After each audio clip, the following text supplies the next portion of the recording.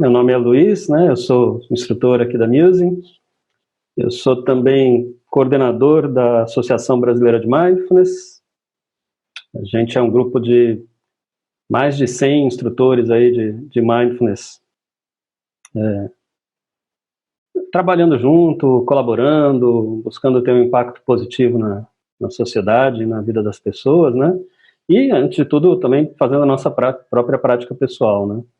Que é a base aí dos instrutores. Eu sou também instrutor e sócio da Assertiva Mindfulness, desde 2013. Tenho aí talvez uns 10 anos de prática de meditações, não só Mindfulness, mas também Mindfulness e várias outras, né? E nesse período, em 2013, me formei instrutor de Mindfulness na primeira turma, que foi de instrutores feitas aqui no Brasil, pela Mindfulness Trainings International. De lá para cá, conduzi aí talvez algumas dezenas de cursos abertos, cursos em empresas, em organizações públicas e privadas, e aí workshops, palestras, e em comunidade, em escolas. Oi, Shirley, tudo bom? Shirley, colega de edição também, eu trabalho também com edição de texto, revisão, trabalhei muito em livros de inteligência emocional. Então tem aí uma trajetória de estudo, prática e ensino. É difícil, ruim falar de ensino, porque, na verdade, numa experiência de ensino, estamos todos nos ensinando uns aos outros, né? E é a partir disso que eu falo, né? A partir dessa experiência pessoal que eu tenho aí de 10 anos praticando e me aprofundando. E não a partir de um ponto de vista científico, por exemplo, ou da área da saúde especificamente, né? Mas realmente da base, do fundamento do que é mindfulness, de onde veio isso, e de uma experiência prática aí com retiros também. Participei aí de 15 a 20 retiros até agora, desde retiros de um fim de semana até retiro de 31 dias, né? E é bem interessante, porque daí nos retiros a gente pratica das 4 da manhã às 10 da noite, é tudo prática, a alimentação é prática, tudo vira prática, né? E, bem, e foi um pouco a partir disso por que veio essa ideia de a gente falar sobre esse tema, né? Sobre aceitação e não julgamento hoje. Na verdade, é realmente porque dentro do que eu vi até hoje nos cursos de Mindfulness e também nas interações com o pessoal que pratica Mindfulness e meditação em geral, ou até mesmo outros caminhos, né, de busca de qualidade de vida e práticas contemplativas também, esse ponto, sabe, o ponto da aceitação, do não julgamento, é um ponto que levanta muitas dúvidas para muitas pessoas, né? E que a gente vai desenvolvendo e aprendendo e compreendendo melhor ao longo do tempo e ao longo da prática, né? Por exemplo, uma coisa que eu lembrei muito clara para mim e que me puxou, principalmente porque para começar com esse tema, esses encontros Musing, né, que a gente vai fazer toda segunda-feira, inclusive esse mês inteiro vai ser dedicado a esse tema. A gente ser premiado com 5 segundas-feiras. Então a gente vai fazer 5 aulas sobre aspectos diferentes desse tema de aceitação. Foi lembrando de uma colega minha, instrutora. Oi, Jefferson, não, tô só fazendo uma entrada, você não perdeu muita coisa, não. Tô só explicando, na verdade, trazendo um pouquinho de quem eu sou e explicando o porquê que a gente vai dialogar sobre esse tema de aceitação. Eu estava começando a contar para o pessoal que alguns anos atrás, uma colega minha, instrutora de Mindfulness também, formada havia alguns anos, uma pessoa ótima profissional, me pediu uma conversa online, né, uma orientação justamente sobre esse tema, né? E ela me trouxe uma inquietação de como compreender essa questão do não julgamento, né, na vida, no dia a dia, né?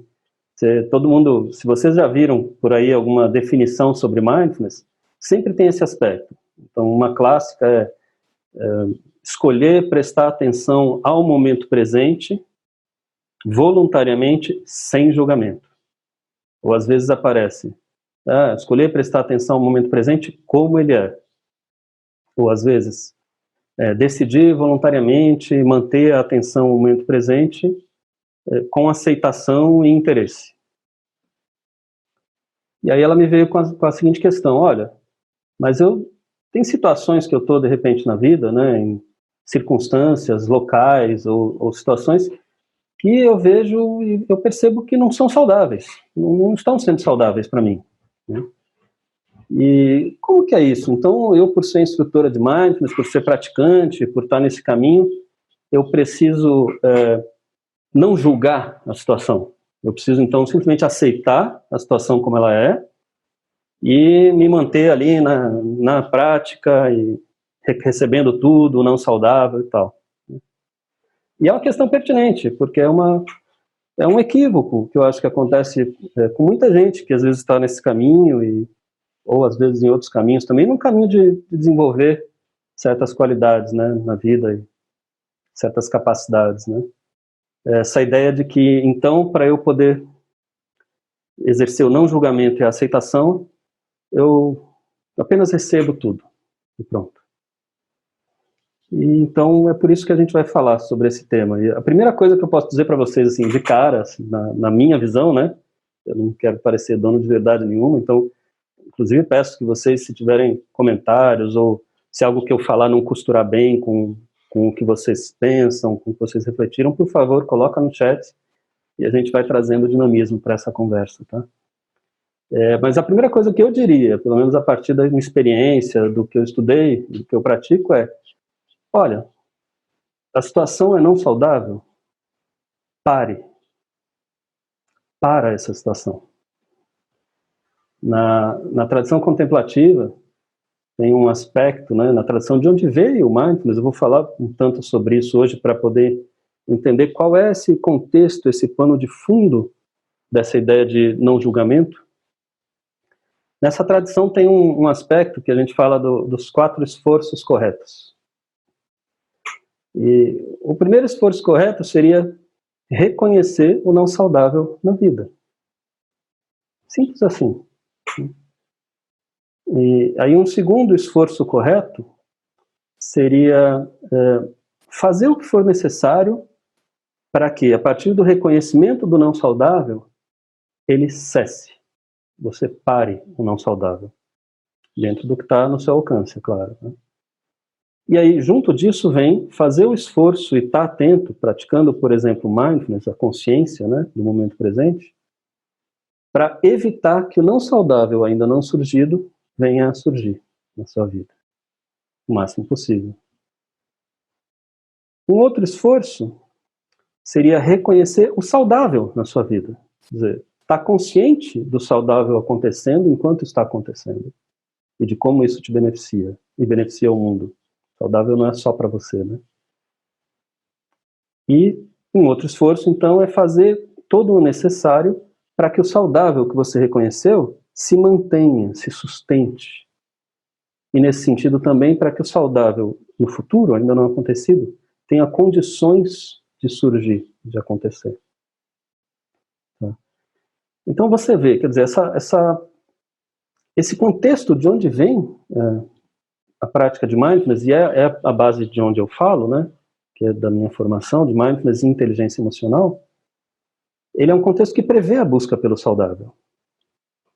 Ele não diz que você tem que ficar aceitando o não saudável também, o que parece não tá certo, não tá fazendo bem. E uma das traduções para esse saudável, para esses 4 esforços corretos, também aparece às vezes nos textos, é energia correta. Então, como isso, o saudável e o não saudável na vida costuram com a questão da energia, né? E é curioso, eu estava até hoje numa aula de manhã com um grupo que está fazendo um aprofundamento em mindfulness comigo, e aí, assim, o pessoal até trouxe esse tema, né? De como a gente estava percebendo, por exemplo, essa semana parece que foi uma semana bem maluca, bem cheia de coisa, bem complicada para todas as pessoas que estavam participando desse grupo, né? E eu, inclusive, né? Foi uma semana que eu com muito trabalho, e o trabalho de edição também que eu faço de revisão, e daí dormi pouco e tal. Não foi uma semana saudável, né? E o quanto isso na prática, a gente fez prática de 40 minutos hoje, isso reverberou na nossa, sabe, na quantidade de distração, de pensamento e blá blá blá, história passando pela cabeça, em sensações corporais para muitas pessoas que estavam lá, inquietação corporal, agitação, né? Emoções, oscilação emocional durante a prática. E se acontece na prática, acontece na vida, né, no resto da vida. Então, assim, esse link do saudável e não saudável com essa questão da energia, né, do quanto você tem de vivacidade, vamos dizer assim, de engajamento na vida. Né. Agora, para poder falar, trazer um pouco esse tema, eu queria poder apresentar para vocês um pouco dessa base histórica de onde veio, né? Porque, pelo menos nessa abordagem que eu estou trazendo, talvez a psicologia moderna tenha uma outra abordagem, talvez outras tradições tenham outras possíveis abordagens, o pessoal que trabalha com terapia de aceitação e compromisso também tem, com autocompaixão é outra, né? Mas para mim vem dessa base do mindfulness. E o Jon Kabat-Zinn era um microbiólogo que no fim dos anos 70, começo dos anos 80, ele criou esses programas modernos de mindfulness, de meditação de atenção plena, que estão tão famosos hoje, né? Ele criou o MBSR, Redução do Estresse com base em Mindfulness, Mindfulness Based Stress Reduction, lá no hospital da Universidade de Massachusetts, que era onde ele atuava. E de onde veio essa visão dele, essa ideia de criar um programa de 8 semanas de Mindfulness com essas características que a gente tem hoje, né? Essa questão de você voluntariamente cultivar, através de ferramentas meditativas e não meditativas, e de toda uma postura na vida, uma atenção contínua ao momento presente, momento a momento, do que está acontecendo dentro, né? Corpo, sensações corporais, emoções, pensamentos, memórias, né? E do que está acontecendo fora também. A sua interação com as outras pessoas, com o mundo, com os outros seres, os sistemas dos quais você faz parte, família, trabalho, enfim, né? Sociedade, bairro, cidade, país, em última análise, mundo, né? A gente está numa aventura planetária. Eu falo que imagina se a gente pegasse uma nave espacial, mandasse para o espaço, só que só tinha uma, então foi a humanidade inteira junto. E essa é a nossa circunstância mesmo, né? Somos nós nesse planeta, circulando aí no espaço, movendo no espaço. É uma aventura planetária, né? O que acontece comigo impacta nos outros, não tem jeito. Pensa nas crises ambientais, pensa nas crises econômicas, enfim, né? Então, aí ele estava lá, né? O Jon Kabat-Zinn criou esse programa de 8 semanas, né? Para cultivar então essa atenção dentro e fora, continuamente, e viu que isso tinha benefícios nas pessoas, né? Ele recebia os casos mais graves do hospital de Massachusetts. Pessoas que já tinham passado por cirurgia, interação medicamentosa, de todos os tipos, e os caras não conseguiam ajudar. Os médicos não conseguiam, né? E essas pessoas, no começo, relatavam 80% de melhora a partir do MBSR, da redução de estresse com base em mindfulness. E a partir disso é que se desenvolveu tudo até hoje, que a gente vê aí os últimos 30 anos, né? Esses diversos programas e pesquisa científica, etc. O Jon Kabat-Zinn, ele teve essa visão dos programas de 8 semanas durante um retiro. Ele tinha uma prática pessoal, ele era professor já de yoga, Hatha Yoga, e ele tinha uma prática pessoal dentro da tradição Vipassana. Ele praticava eu não sou bom para nomes e listas, né? Os tibetanos não gostariam muito, porque eles são cheios de nomes e listas, né? Mas eu acho que era Insight Meditation Center ou Insight Meditation Society, não lembro exatamente o nome de onde ele praticava. Mas enfim, ele praticava nesse local, e lá, durante um retiro, nessa prática pessoal que ele tinha de mindfulness e de Vipassana, que ele teve esse insight. Esse local Ele tinha sido criado por 3 professores bem famosos ali nos Estados Unidos, que são a Sharon Salzberg, o Jack Kornfield, Joseph Goldstein também, e outros, né? Esses 3 eram tinham sido alunos da Dipa Ma, uma birmanesa, né, de Myanmar, que tinha sido aluna do Munindra, um indiano que fez toda a formação dele em Myanmar. Dipa Ma e Munindra eram professores budistas. Então, esse processo montado pelo Kabat-Zinn, com todo o conhecimento moderno ocidental que a gente tem, incorporando tudo isso, tem uma raiz nesses processos budistas de meditação, shamatha e vipassana. Shamatha seria o aspecto, vamos dizer, de estabilidade emocional, de centramento, tranquilidade, né? Uma base firme, estável, a partir da qual vipassana pode acontecer, que são os insights, compreensão sobre a condição humana no mundo, que pode ser desde uma coisinha simples da gente até compreensões muito grandes, né? A gente fala que quanto mais shamatha, mais vipassana, e um vai alimentando o outro. Quanto mais estabilidade, centramento, tranquilidade, mais terreno de clareza existe para acontecer compreensões.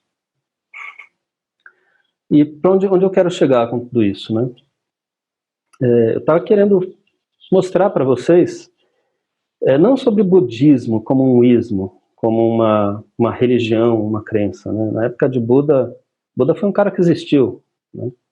Ele andava sobre a terra, era um príncipe na Índia, Siddhartha Gautama, pelo menos segundo o que chega para a gente, né? De textos.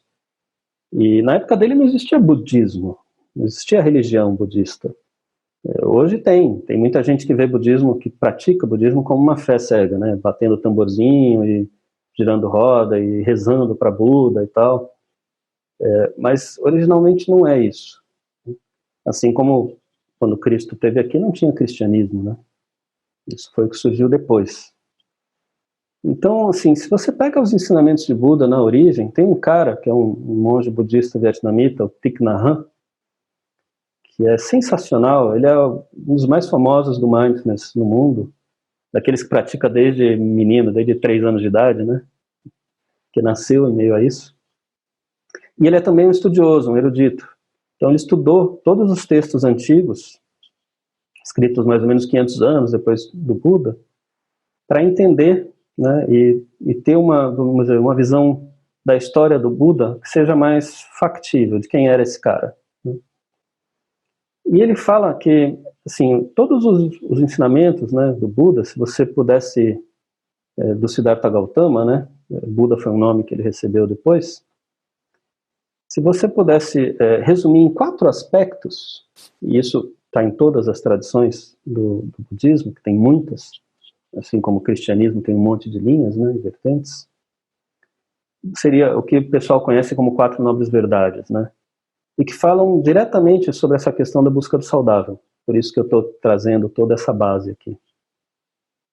Se você pudesse falar nos 4 pontos principais que o Buda ensinou, a gente falaria, primeiro, existe o sofrimento.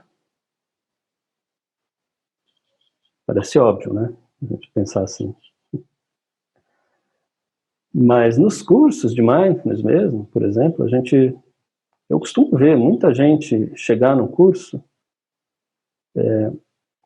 buscando talvez foco e concentração, buscando tranquilidade, buscando, sei lá, desenvolver alguma questão, né? Alguma coisa. E durante o curso, sim, tem um resultado durante o curso, ou durante a prática de mindfulness, qualquer que seja, né? Estou falando a partir da experiência que eu tenho com cursos. Imagino que em outras áreas de desenvolvimento pessoal algo semelhante possa acontecer, pelo que eu converso com alguns professores aí. Às vezes as pessoas nem têm consciência do sofrimento pelo qual estão passando.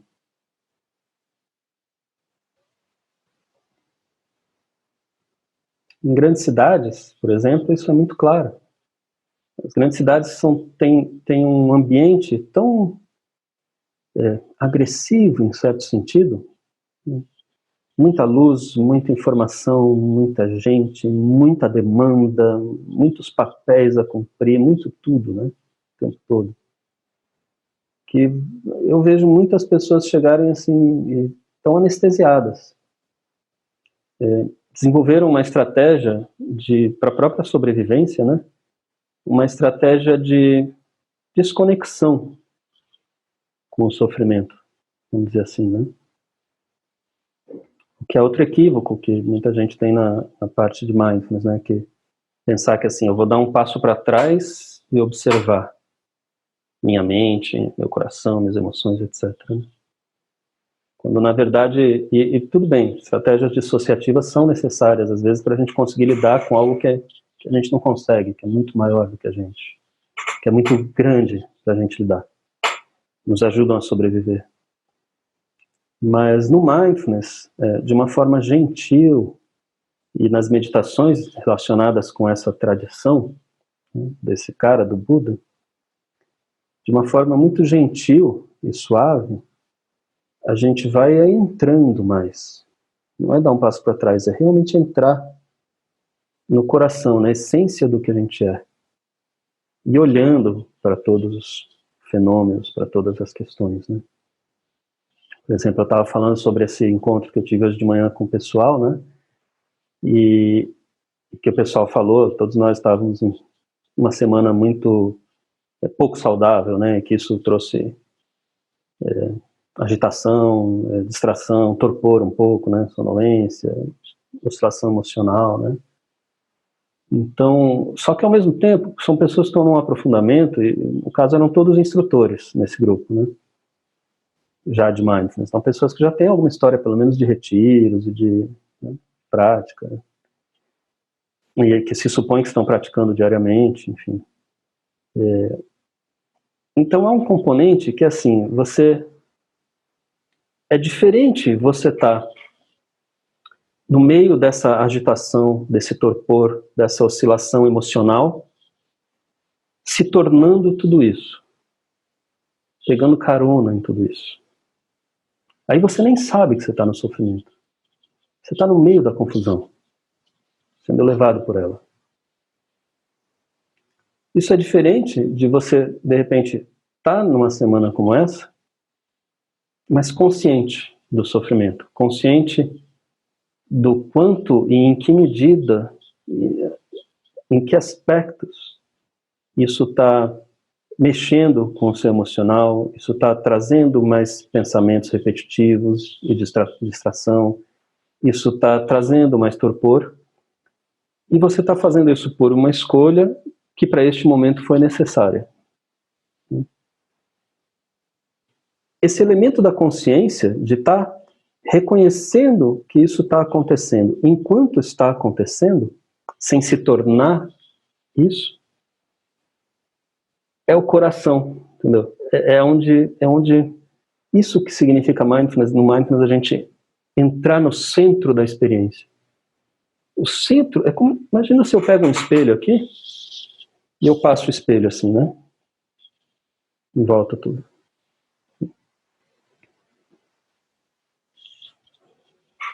As imagens do espelho iriam mudando. O espelho continua sendo o mesmo. Ele não é modificado pelas imagens. Então, essa é a ideia de estar cada vez mais residindo e cultivando essa atenção, que a gente pode chamar de consciência, a tudo que está acontecendo. Você está entrando no centro do que você é, que é essa experiência consciente de tudo que está acontecendo, que inclui tudo o que está acontecendo. Não rejeita nada. Tudo cabe dentro dessa consciência atenta.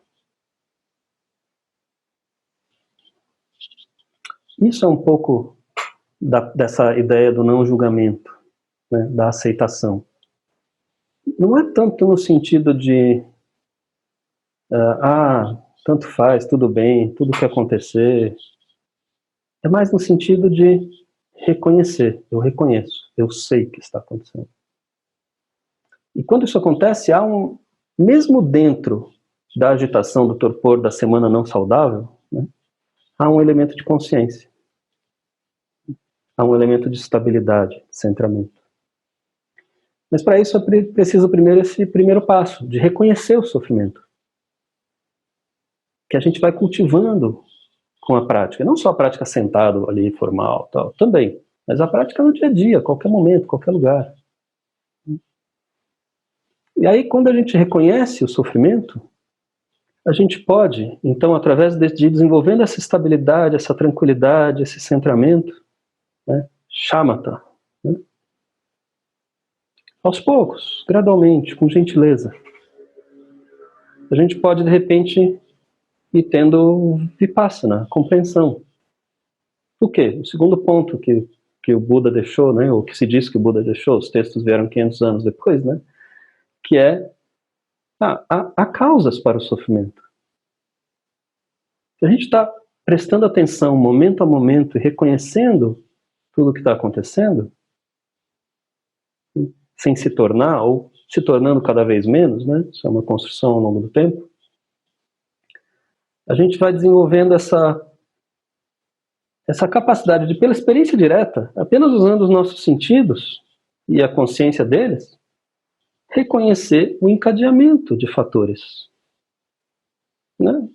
Vários fatores levam a um certo estado. Vários outros fatores levam a outro estado. De repente eu estou praticando, me vem uma memória, essa memória se associa com algum pensamento, um blá blá blá, e esse blá blá blá me leva a sentir uma tristeza, que modifica a minha fisiologia corporal. E assim vai.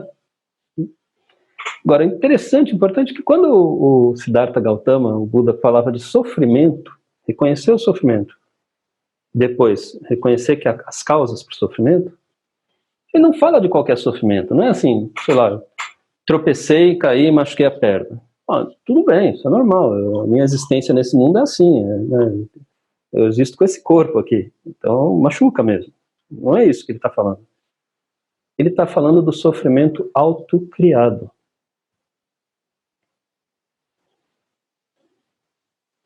Está falando do sofrimento que nós mesmos criamos para nós.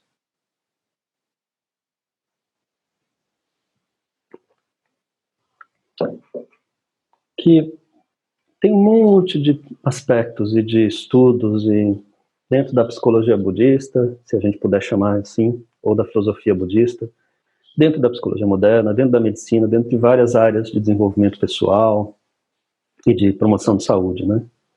Mas dentro dessa psicologia budista, vamos chamar assim, a gente poderia resumir o sofrimento autocriado em 3 aspectos.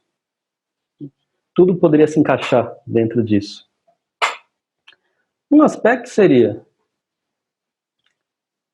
eu quero algo, material ou não material. Eu quero e não tenho neste momento.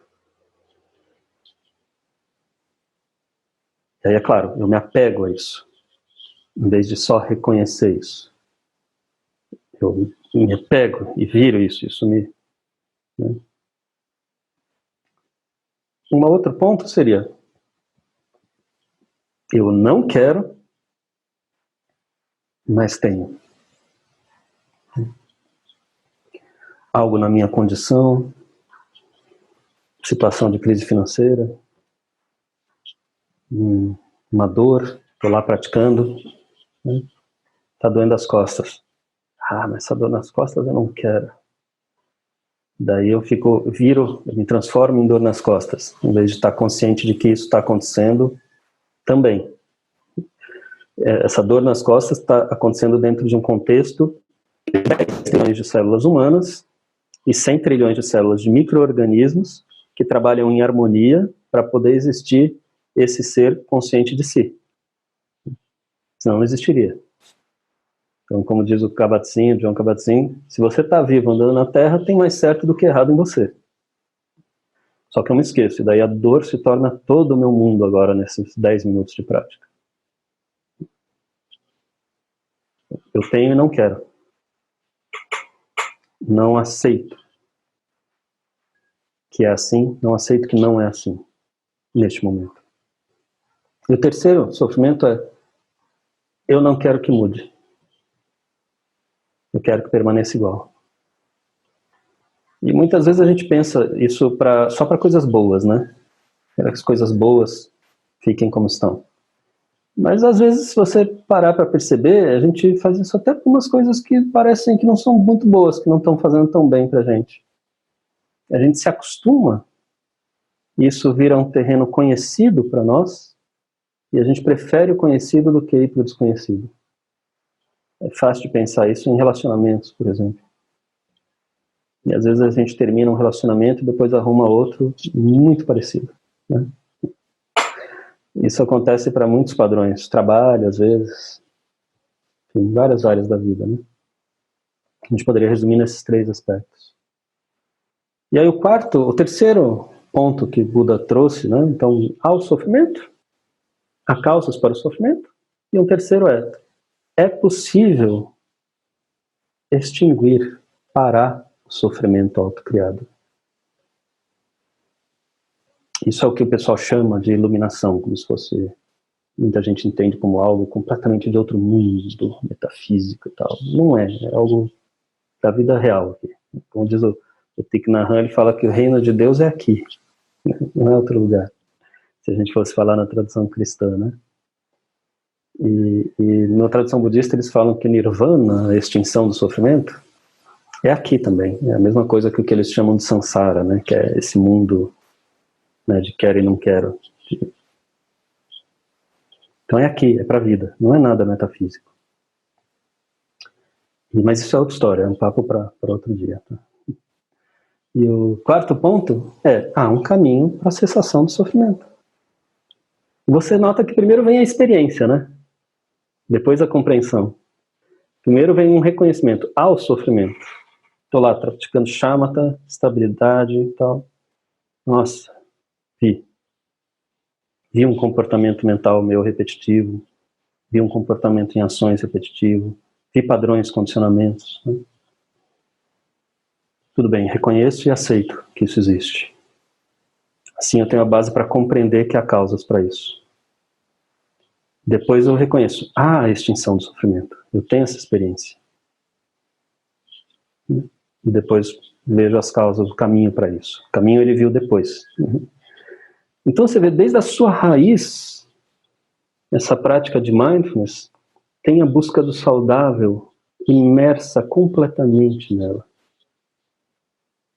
Busca a extinção do sofrimento autocriado. Então quando você chegar, se você chegar numa prática de mindfulness ou de meditação ou de qualquer coisa, pelo menos dentro dessa tradição nossa aqui, que a gente está falando, né? Dessa linha que eu estudei, e acho que na inteligência emocional também vai muito por aí, nas áreas que eu estudei com filósofos e outras coisas, né? Se você vê alguém falando aqui, por exemplo, mindfulness, prática simples de atenção e mais nada, assim, ou a pessoa está equivocada, ou ela está realmente usando para outros fins. Eu falo que é como se você pegasse, por exemplo, uma cirurgia de ombro, de um aspecto específico ali do ombro. Vai. Aí você leva para um pessoal, da turma da filosofia. E ensina eles perfeitamente como fazer essa técnica de cirurgia de ombro. E eles ficam experts nessa técnica de cirurgia de ombro.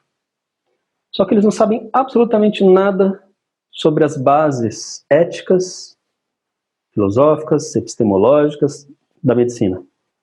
O que é medicina? O que é promover saúde? O que é promover qualidade de vida para o ser humano? Eles não estudaram isso.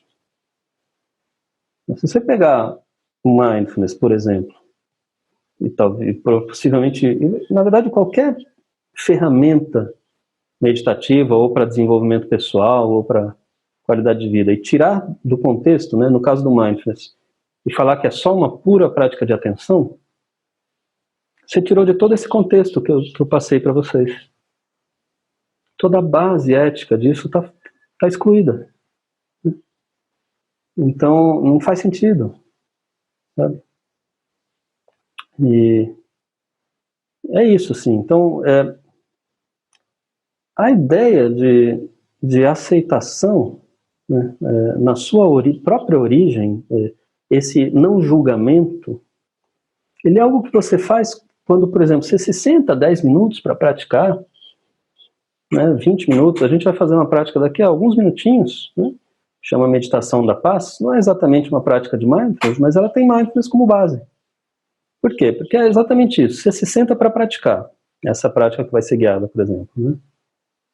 E aí você está lá praticando, e aí de repente entra um blá blá blá na sua mente, né? Ah, putz, será que eu lembrei de, putz, aquele e-mail que eu tinha que mandar, nossa, o cara falou que era até as 12h30, eu não mandei, caramba, será que se eu mandar às 3h30 vai dar problema, hein?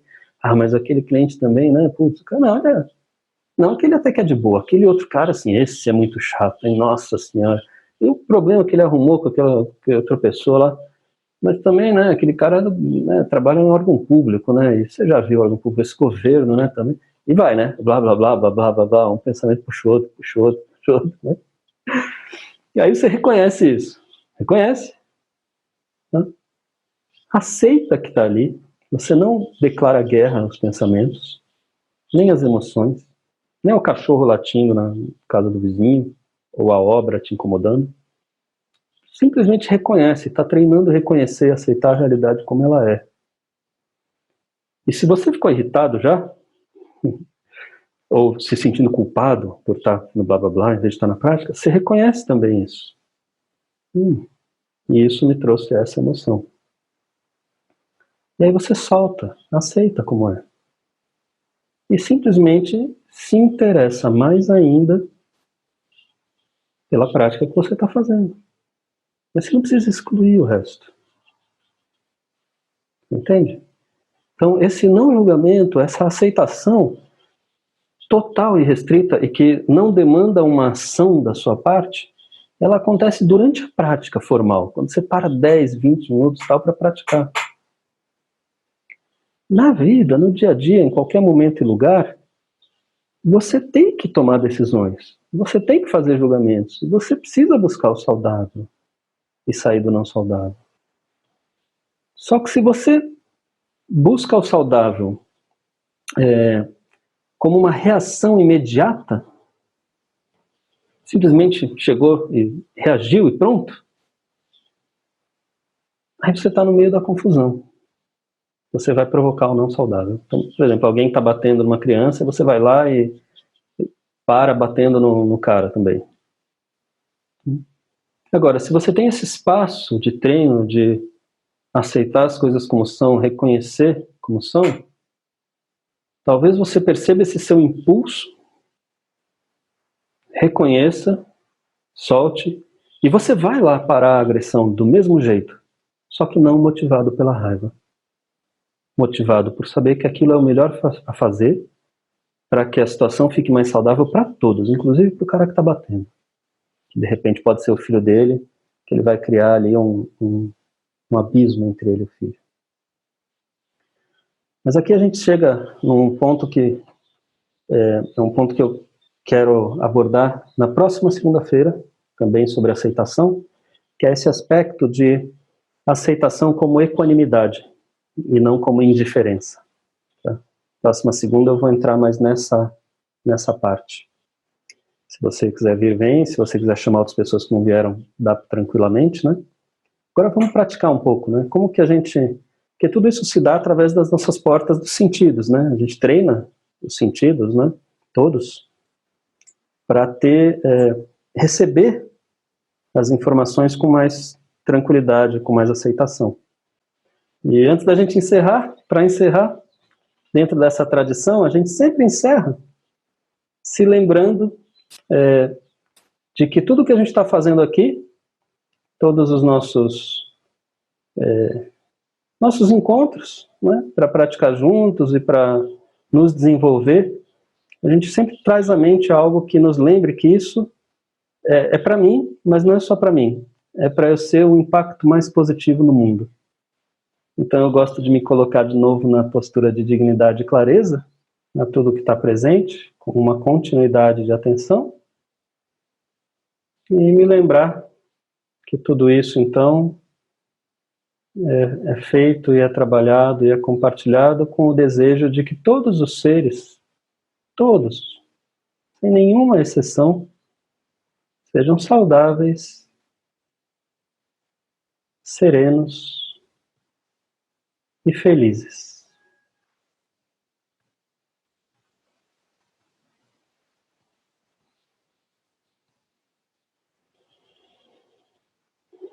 Obrigado, pessoal. Até a semana que vem.